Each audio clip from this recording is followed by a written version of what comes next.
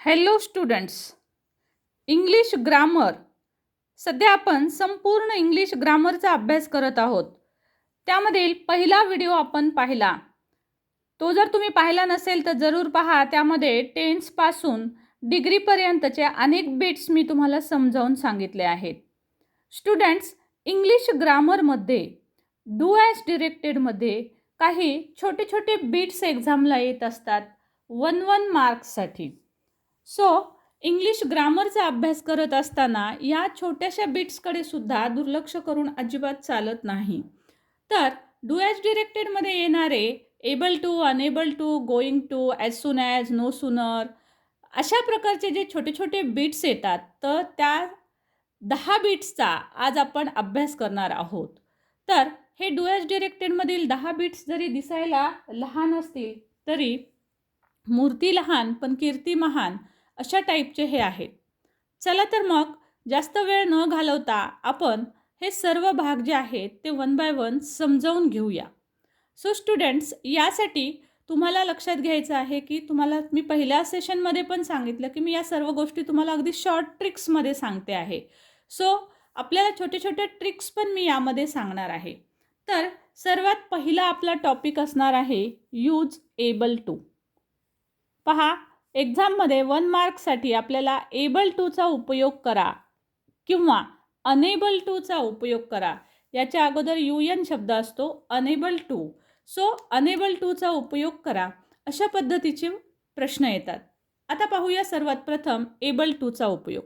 So students, video जर आवडला तर लाईक जरूर करा, शेअर करा, कमेंट करा. आणि हा सर्व बिट्स ज्या मी तुम्हाला आज सांगणार आहे तर कदाचित तुम्ही ते फर्स्ट टाईम अभ्यासत असाल. सो केअरफुली लक्षात घ्या. मी तुम्हाला शॉर्ट ट्रिक्स पण तिथे प्रत्येक ठिकाणी सांगणार आहे. सो अनेक ट्रिक्स तुम्हाला मी घेऊन येते, त्यामुळे व्हिडिओ स्किप न करता अगदी काळजीपूर्वक पहा, म्हणजे प्रत्येक ट्रिक तुम्हाला लक्षात येईल. मी शब्द ट्रिक जरी नाही वापरला तरी पण तुम्ही जर नीट ऐकलं तर तुम्हाला समजेल की दॅट इज अ ट्रिक. तर बघा, आता आपल्याला एबल टूचा उपयोग करायचा आहे. अतिशय सिंपल गोष्ट आहे. यासाठी तुम्हाला एक ट्रिक लक्षात ठेवायची आहे.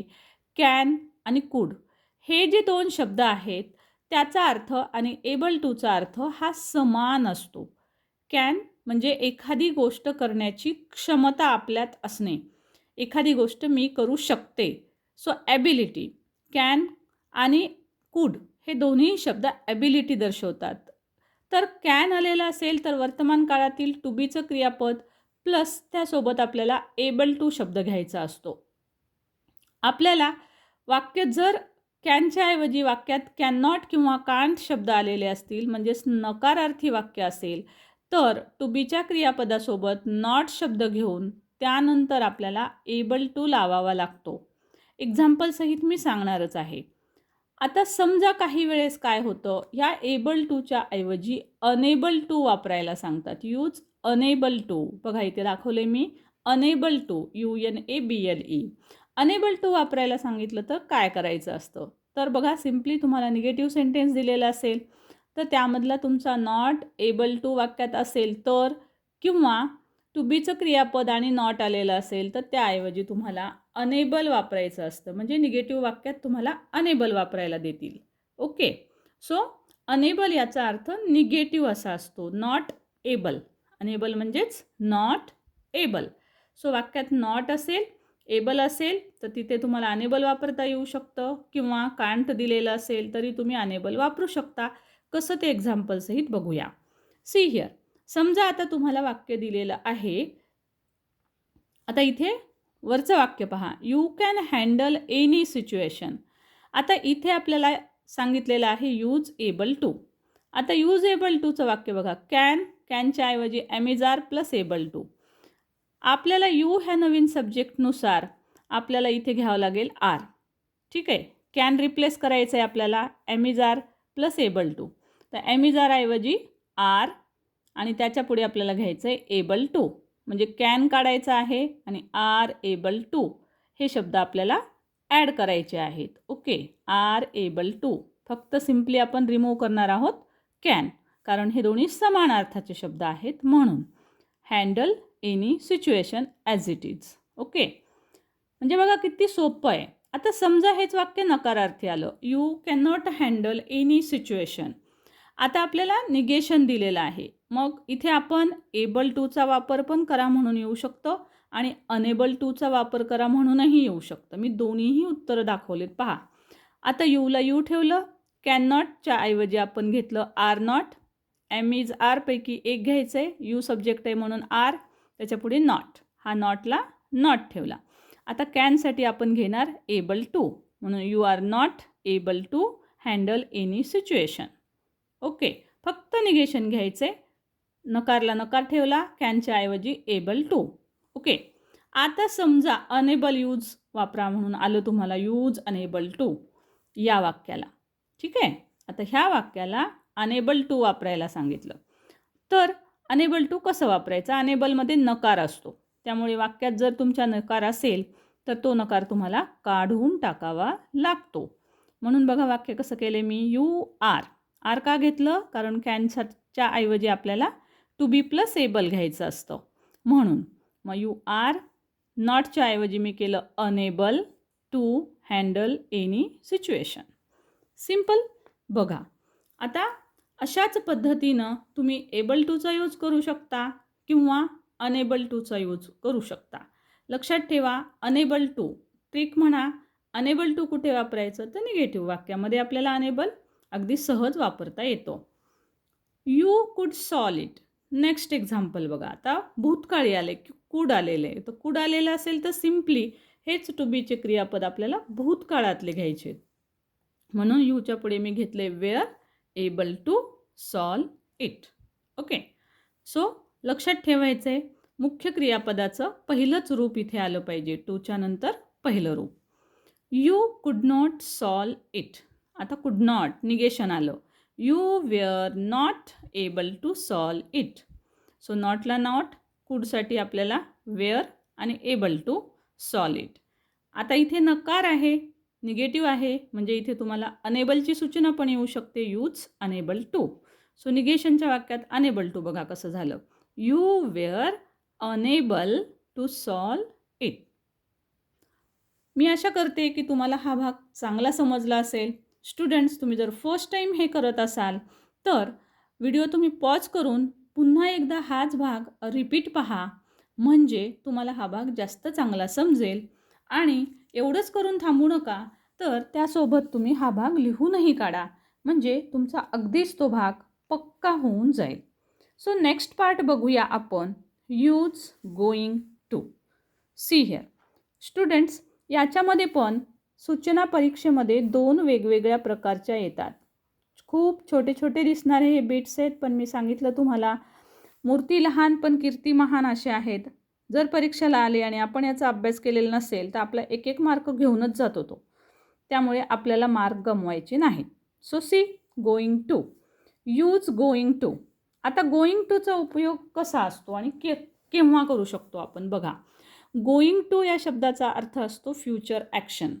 म्हणजे थोडक्यात बघा, एखादी गोष्ट जर भविष्यकाळात घडणार असेल तर अशा वेळेस आपण फ्युचर टेन्स वापरतोच, पण त्याचबरोबर गोईंग टूची रचना पण वापरता येत असते.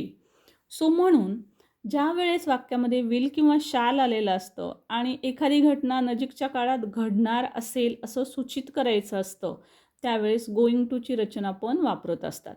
सो म्हणून हे दोन समान अर्थाचे शब्द आहेत, विल शॅल आणि गोईंग टू. कारण विल शॅल फ्युचरच दाखवतं, फ्युचर म्हणजेच भविष्यकाळातले हे हेल्पिंग वर्ब आहेत, आणि गोईंग टू सुद्धा भविष्यकाळच दाखवतो, त्यामुळे हे दोन रिप्लेस करायचे आणि आपल्याला गोईंग टू घ्यायचं आहे. आता सूचना लक्षात घ्या, दोन वेगवेगळ्या येतात, यूज गोईंग टू किंवा use to be going to. To be going to दोन्हीही सूचना आल्या तरी उत्तर सेम आहे, लक्षात घ्या. कारण गोईंग टूचा उपयोग करताना सुद्धा आपल्याला पहिले टू बीचं क्रियापद घ्यावं लागतं, म्हणजेच इथं टू बी. आता एक लक्षात ठेवा स्टुडंट्स, टू बी शब्द याचा अर्थ डायरेक्ट नुसता टू बी शब्द घ्यायचा नाही, तर टू बीचं हेल्पिंग वर्ब घ्यायचं आहे, ॲमिजार किंवा वॉजवर. आता इथे वॉजवर तर येणार नाही कारण भविष्यकाळातली ॲक्शन आहे, त्यामुळे आपल्याला घ्यावं लागेल am is are. Okay, so to be am is are plus going to. Okay, so ही एक ट्रिक लक्षात ठेवायचं आहे, don't forget it. To be शब्द घेऊन उत्तर करू नका. आता बघा कसं करायचं मग. I shall play cricket. शाल आलेलं आहे, मी सांगितलं. शॅल विल आलं तर रिप्लेस करा. त्याऐवजी to be plus going to घ्या. टू बीचं क्रियापद घेतलं मी ॲम, जे की आयच्या पुढे येतं म्हणून, आणि त्यानंतर घेतलं going to play cricket as it is. टूच्या पुढे नेहमी वर्बचा फर्स्ट फॉर्मच असतो. आता इथे बघा, आता हा पण फ्युचरच आहे, परंतु बऱ्याच वेळेस काही स्टुडंटला कदाचित हे समजणार नाही की I will take a chance. आता इथे double L L short form दिसतो आपल्याला, तर याचा अर्थ असतो I shall take a chance. Okay, I will take a chance असं आपण वाचतो, पण याचाच अर्थ असतो I shall take a chance. म्हणजे ह्या वाक्यात हा एल एल म्हणजे शॅल शब्द आहे. सो त्यासाठी तो रिप्लेस करायचा आहे, आपल्याला काढून टाकायचा आहे. म्हणून उत्तर येईल I am going to take a chance. Okay, so हा शॉर्ट फॉर्म आल्यावर मात्र केअरफुली लक्षात असू द्या, हा तुम्हाला समजायला हवा की तो शाल किंवा विल असतो. जसं इथे बघा, will finish it no time. इथे पण हा शॉर्ट फॉर्म आलेला आहे, म्हणून या शॉर्ट फॉर्मच्या ऐवजी टू बीचं क्रियापद आणि going to. We are going to finish it in no time. Finish it in no time. In शब्द राहिला आहे. She wants to be a doctor. बघा, सिम्पल प्रेझेंट टेन्स आहे. सिम्पल प्रेझेंट टेन्ससुद्धा फ्युचर ॲक्शन इंडिकेट करत असतो. त्यामुळे अशा पद्धतीचं हे वाक्य आलं आहे. जरी हा सिम्पल प्रेझेंट दिसत असेल तरी तो फ्युचर ॲक्शन दाखवतो. बघा, she wants to be a doctor म्हणजे तिला डॉक्टर व्हायची इच्छा आहे. म्हणजेच ती पुढे जाऊन कोण होणार आहे? डॉक्टर होणार आहे. दिसताना सिम्पल प्रेझेंटच दिसतो, पण इट इंडिकेट्स फ्युचर ॲक्शन. तो भविष्यकाळातली ॲक्शन दाखवतो की ती डॉक्टर होईल, तिची व्हायची इच्छा आहे. ओके, म्हणून आता वॉन्ट्स शब्द समान अर्थाचाच होतो, म्हणून तो काढून टाकूया आणि त्याऐवजी आपल्याला फ्युचर ॲक्शन दाखवणारा गोईंग टू हा शब्द घ्यायचा आहे. म्हणून बघा उत्तर कसं येईल. She is going to be a doctor. बघा, आपण वॉन्ट्स हा इथे रिप्लेस केलेला आहे, कारण तो समान अर्थाचा शब्द आहे. विल शॅल समान अर्थाचे शब्द आहेत, पण इथे वॉन्ट्स हा शब्दसुद्धा समान अर्थाने आलेला आहे भविष्यकाळातली ॲक्शन दाखवण्यासाठी. मग जसं आपण विल शॅल रिमूव्ह करतो तसंच वॉन्ट्स पण आपल्याला काढून टाकावं लागतं, आणि अशा पद्धतीनं आपण गोईंग टू यूज करू शकतो. Okay students, so hope so की हा भाग समजला असेल. नसेल समजला तर पुन्हा एकदा पॉज करून पहा आणि लिहून काढा, म्हणजे भरपूर प्रॅक्टिस होईल. त्यानंतर नेक्स्ट टॉपिक आपण पाहणार आहोत यूज टू. सी सिम्पल छोटासा बीट यूज टू. बघा, कुठे यूज टू आपण वापरत असतो किंवा कुठे वापरायला हवा. तर एखादी गोष्ट जर भूतकाळात आपल्याकडे होती, आपल्याला सवय होती, तर ते सांगण्यासाठी, पण आता त्याचा वापर सध्या नसतो वर्तमान काळात. समजा म्हणजे भविष्यकाळात एखादी गोष्ट आपण करायचो, मी करत होते, मी करत होतो असं जर सांगायचं असेल तर अशा अर्थाच्या वाक्यामध्ये आपण यूज टू वापरत असतो. आता यूज टू वापरत असताना महत्त्वाची ट्रिक लक्षात घ्यायची आहे, ती म्हणजे वुड आणि यूज टू हे समान अर्थाचे शब्द आहेत. ओके, वुड आणि use to. So for that तुम्हाला लक्षात ठेवायचं आहे की वुड आलेलं असेल तर तुम्ही यूज टू वापरू शकता. वाक्यात यूज्ड टू आलेला असेल तर तो काढून त्याऐवजी तुम्ही वुड वापरून वाक्य करू शकता. म्हणजे एक्झाममध्ये कोणतं वापर विचारलेला आहे त्यावर उत्तर अवलंबून असेल. सी स्टुडंट्स, आता एक्झाम्पल बघूया. I would try to adjust the timings. Would आलेले. सिम्पली काय करायचं आहे, हा वुड काढायचा आहे, कारण हे दोन्ही समान अर्थाचे शब्द आहेत. सो सिम्पली हा वुड काढून टाकायचा आहे आणि you have to take use to. Right, I use to try to adjust the timings. Clear? लक्षात ठेवा, इथं यूज टू आहे, त्यामुळे टूच्या पुढे नेहमी व्हर्बचा फर्स्ट फॉर्मच असणार आहे. कधीकधी हा वर्ब जो आहे तो इथे वुड देतील, किंवा कधीकधी हा सिम्पल पास्ट पण इथे दिलेला असू शकतो. सो सिम्पल पास्ट जर दिलेला असेल तर त्यावेळेस टूच्या पुढे वर्बचा फर्स्ट फॉर्म घ्यावा लागेल. याचं एक्झाम्पल आपण आणखी पाहणारच आहोत. So now next example. Every morning Gandhiji would go for a walk. गांधीजींची बघा भविष्यकाळातली सवय सांगितली, भूतकाळातली सवय सांगितलेली आहे की गांधीजी हे वॉकला जायचे दररोज. ती त्यांची सवय होती भूतकाळातली. तर आता हेच वाक्य यूज टू करायचं आहे. मग सिम्पली काय करणार तुम्ही, वुड काढणार आणि use to. Every morning Gandhiji use to go for a walk. बघा किती छोटीशी गोष्ट आहे, फक्त वूड आणि यूज टू, पण हे माहिती असणं गरजेचं आहे. त्यासाठी एक वेळेस ही गोष्ट पाहणं, समजून घेणं आणि त्याचबरोबर त्याचा वापर करणं एक वेळेस तरी तुमच्या हाताखालून लिहिल्या गेलं तर तुम्ही हे कधीच विसरणार नाही. सो स्टुडंट्स, आता बघूया आपण, जर वेगळ्या प्रकारचं वाक्य आलं, उडालंच नाही एक्झाममध्ये, मग बरं कसं करावं पहा. ही सॉल्ड इट फॉर मी. आता इथे साधा भविष्यकाळ आलेला आहे. सो आपण आत्ताच पाहिलं की यूज टूचा उपयोग हा एखादी गोष्ट भूतकाळात होती हे सांगण्यासाठी होतो, आहे ना. तर मग आता आपल्याला त्याचा यूज टूचा वापर कसा करायचा. सो सॉल्टचा बघा, he used to solve it for me. आता हा सॉल्ट भूतकाळ आहे, पण ह्या टूच्या पुढे भूतकाळातला नेहमी V1 फॉर्म येतो. त्यामुळे लक्षात ठेवायचं आहे, साध्या भूतकाळात जरी क्रियापद असेल तरीसुद्धा आपल्याला ते फर्स्ट फॉर्ममध्ये घ्यावं लागतं, कारण याच्या मागे टू आहे. टूच्या पुढे नेहमी व्हर्बचा फर्स्ट फॉर्म येत असतो. टू प्लस व्हर्ब म्हणजे तो इन्फिनिटिव्ह बनत असतो. ओके, सो म्हणून he used to solve it for me, अशा पद्धतीचं उत्तर तयार होईल. Very simple. जर व्हिडिओ हे आवडत असतील तर लाईक जरूर करा आणि हा व्हिडिओ शेअर जरूर करा, कारण हे खूप छोटे छोटे बिट्स आहेत. परंतु 10th एक्झाम, 12th बोर्ड, ह्या बोर्डच्या एक्झाममध्ये अशा प्रकारचे छोटे छोटे बिट्स विचारल्या जातात. आपण जर तो वाचलंही नसेल तर आपल्याला तो भाग हार्ड जातो. सो स्टुडंट्स, अजून बरेच भाग बघायचे आहेत. सुरुवात करूया ॲज सून ॲज. सी नाव. आता सपोज परीक्षेमध्ये ॲज सून ॲजचं वाक्य आलं तर आपण कशा पद्धतीनं करायचं बघा. ॲज सून ॲज करत असताना आपल्याला एक महत्त्वाची गोष्ट लक्षात घ्यायची असते, ती म्हणजे स्टुडंट्स, यामधले बरेचसे व्हिडिओ हे डिटेल आपल्या चॅनलवर उपलब्ध आहेत. सो तुम्हाला जर डिटेल अभ्यासायचे असतील तर याच्यासाठी तुम्ही डिस्क्रिप्शन बॉक्समध्ये लिंक दिलेल्या आहेत, तर त्यामधील व्हिडिओ डिटेलमध्ये तुम्ही जरूर पाहू शकता. सो त्यासाठी चॅनलला जरूर तुम्हाला भेट द्यावी लागेल. सो वेगवेगळ्या प्लेलिस्ट आहेत आणि ट्रान्सफॉर्मेशनमध्ये सुद्धा हे सर्व बिट्स मी घेतलेले आहेत इन डिटेल.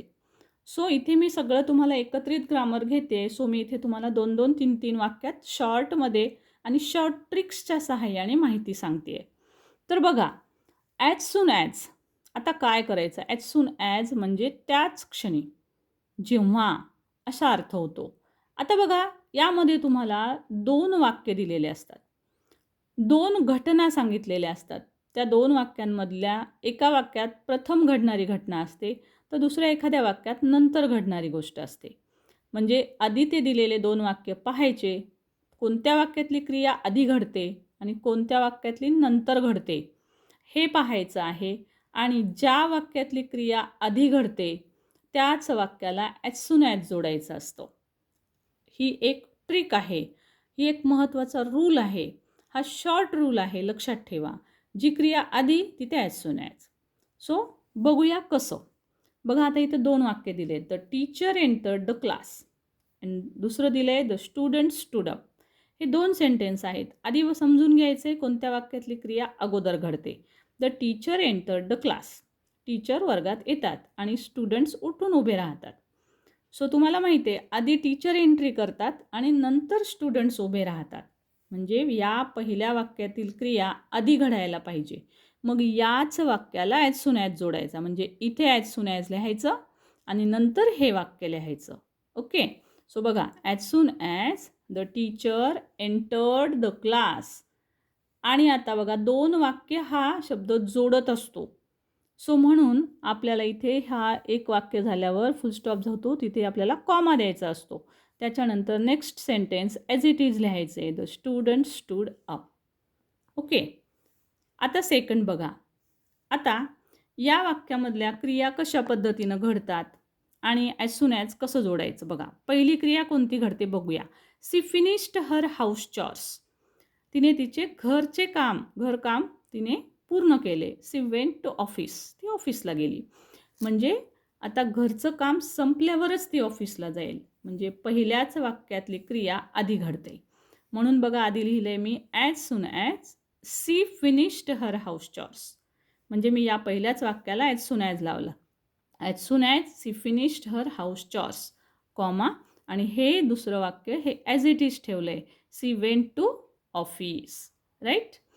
आता हे वाक्य तुम्ही वेगळ्या पद्धतीने पण लिहू शकता. परीक्षेला सुद्धा अशा पद्धतीनं लिहिलेलं वाक्य येऊ शकतं. आता हा बदल आपल्याला माहिती हवा, कारण आपल्याला याच्यानंतर नो सूनर दॅन शिकायचं आहे. एक्झाममध्ये नो सूनर दॅन पण येतं. मग त्यावेळेस ॲज सून ॲज नेमकं कुठे कुठे जोडल्या जाऊ शकतं हे तुम्हाला माहिती असणं गरजेचं आहे.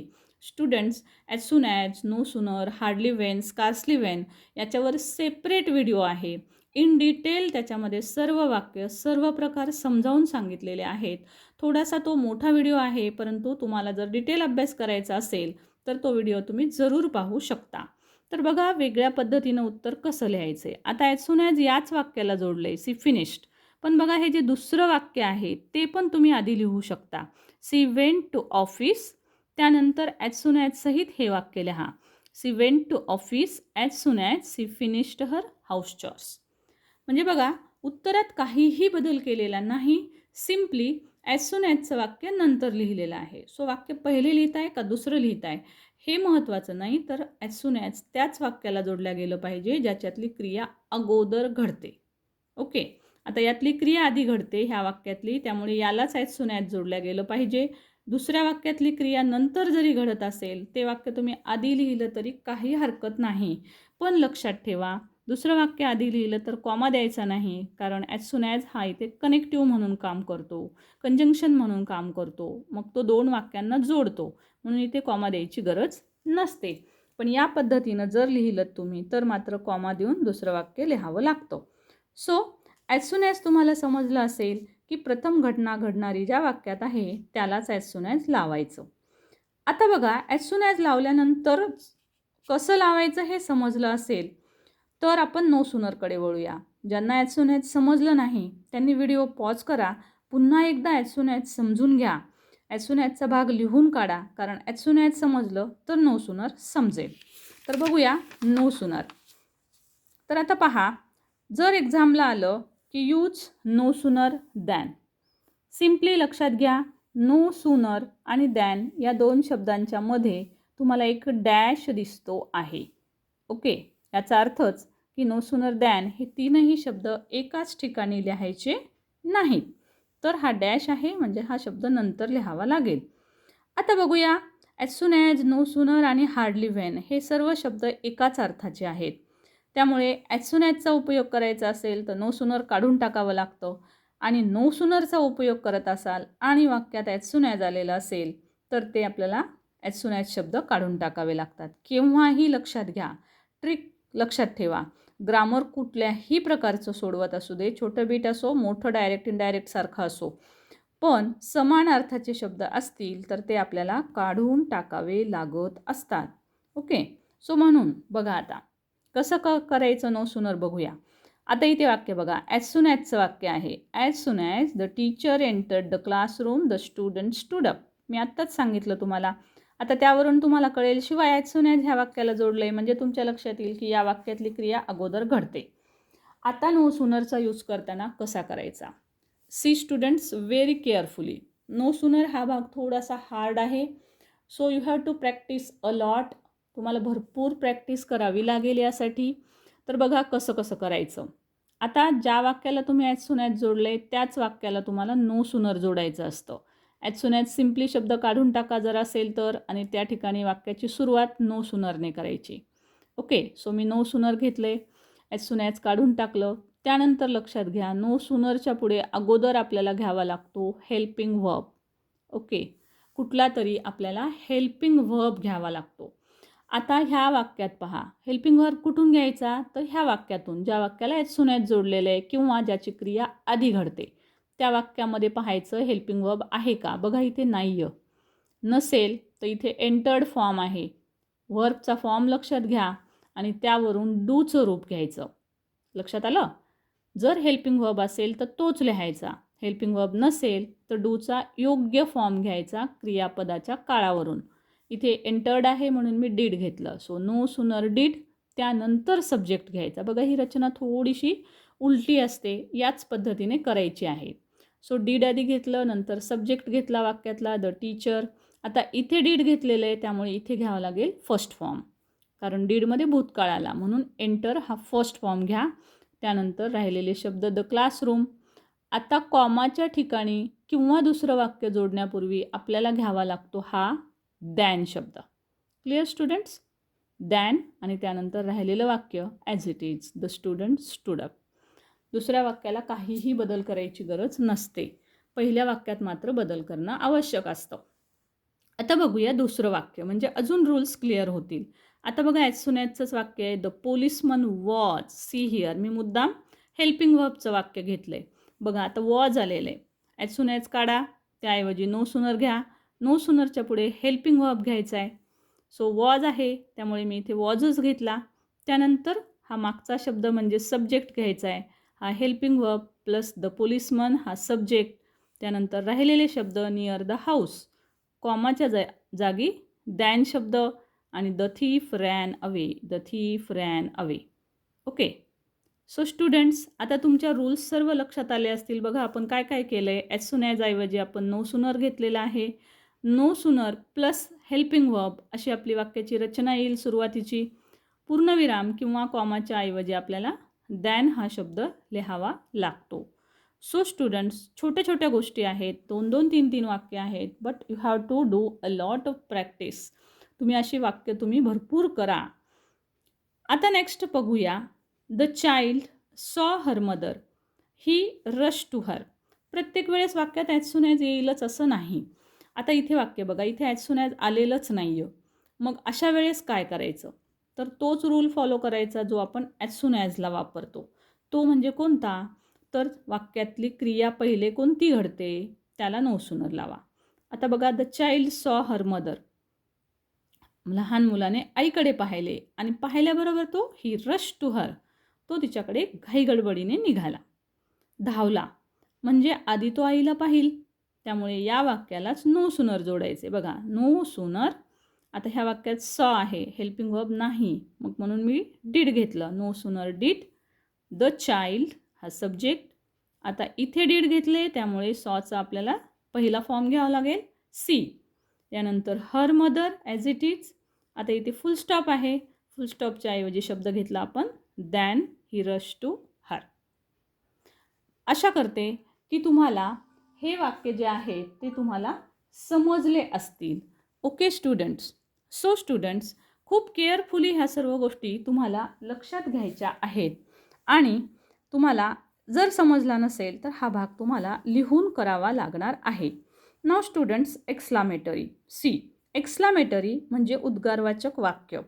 पहा कशा पद्धतीनं अतिशय सोपा भाग असतो. You are very kind. Simply काय करायचं आहे, व्हेरी शब्द रिप्लेस करायचा आहे. आणि एक्सक्लामेटरी करताना एकतर वाक्याची सुरुवात हाऊने करावी लागते किंवा वाक्याची सुरुवात वॉटने करावी लागते. जर वाक्यामध्ये फक्त व्हेरी असेल, आर्टिकल कोणतंही नसेल, एन सारखं, तर वाक्याची सुरुवात हाऊने करा. हाऊच्या नंतर ॲडजेक्टिव्ह काइंड, त्यानंतर सब्जेक्ट वर्ब अशाच क्रमाने लिहायचा यू आर, आणि सगळ्यात शेवटी एक्सक्लामेशन मार्क. इथे बघा, he sings very sweetly, very आलेला आहे, मग हाऊने सुरुवात करा. हाऊच्या पुढे आणि हा व्हेरी काढून टाकायचा. व्हेरीच्या पुढचा जो शब्द असतो तो ॲडजेक्टिव्ह किंवा ॲडव्हर्ब असतो, तो आपल्याला हाऊच्या नंतर लिहावा लागतो. म्हणून हाऊ स्वीटली ही सिंग्स आणि एक्सक्लामेशन मार्क. रचना कशी आहे ती मी दिलेली आहे बघा. हाऊ म्हणजेच आपण इथे हा हाऊ लिहिला आहे, ॲडजेक्टिव्ह लिहिलेला आहे, हा सब्जेक्ट घेतला आहे आणि हा त्यानंतर क्रियापद. सो अशी तुमची ह्या वाक्याची रचना असेल. आता बघा, वाक्यात जर आर्टिकल आलं तर कसं करायचं? व्हेरी पण आहे आणि आर्टिकल पण आहे. आर्टिकल आलं तर वाक्याची सुरुवात वॉटने करायची. वॉटच्या नंतर एन आर्टिकल घ्यायचं, त्यानंतर ॲडजेक्टिव्ह ॲडव्हर्ब, त्यापुढे नाऊन. बघा, वॉट अ काइंड मॅन, काइंडच्या पुढे नाऊन. वॉटच्या वाक्यात नेहमीच ॲडजेक्टिव्ह आणि त्याच्या पुढे नाऊन आलेलाच असतो. सो तुम्हाला ॲज इट इज घ्यायचं आहे दोन्ही पण. What a kind man you are, आणि यू आर घेताना हा यू आणि हा आर हा नंतर घ्यायचा आहे. हे स्ट्रक्चर असं असणार आहे. स्ट्रक्चर पाठ करा म्हणजे वाक्य पाठ होईल. किंवा सिम्पली एक्सक्लामेटरीचं हाऊचं एक वाक्य आणि वॉटचं एक वाक्य हे छान पाठच करून ठेवा, मग त्याचं कन्स्ट्रक्शन आपोआपच पाठ होईल. म्हणजे ही वेगळी रचना पाठ करायची गरज नाही. आपण पाठ केलेलं वाक्य एका बाजूला रफ पेजवर लिहायचं आणि येणारं एक्झाममधलं वाक्य त्याच पद्धतीने करायचं. तसं इथं आणखी एक वाक्य दिलं आहे मी, he is a very brilliant boy. So त्याचा आन्सर होईल what a brilliant boy he is. Okay. So खूप सोपा भाग असतो. फक्त व्हॉट कुठे वापरायचं आणि हाऊ कुठे वापरायचं एवढं लक्षात आलं की बस. He is very lucky. How lucky. See here. कधी कधी अशा पद्धतीची पण रचना करत असतात ज्यामध्ये कर्ता क्रियापद हा घेतलेला नसतो. तो आपल्याला संदर्भानुसार घ्यायचा असतो किंवा गृहीत धरायचा असतो. जसं इथे बघा, how lucky he is. How लकीच्या नंतर कर्ता क्रियापद घेतलेलं आहे म्हणजे उत्तर असं केलं तरी करेक्ट येईल, असं केलं तरी करेक्ट येईल. ओके. सो स्टुडंट्स बघा, ट्रिक तुमच्या लक्षात आली असेल की हाऊ किंवा व्हॉट आपल्याला वापरावं लागतं आणि त्याच पद्धतीनं आपल्याला उत्तर तयार करावं लागतं. Don't forget to give exclamation mark. आता त्याच्या उलटी रचना असते मेक असर्टिव्ह.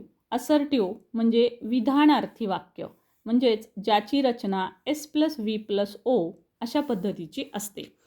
आता हे वाक्य कसं येतं म्हणजे बघा, आता उलटा प्रकार आहे हा, एक्सक्लामेटरीच्या उलटा.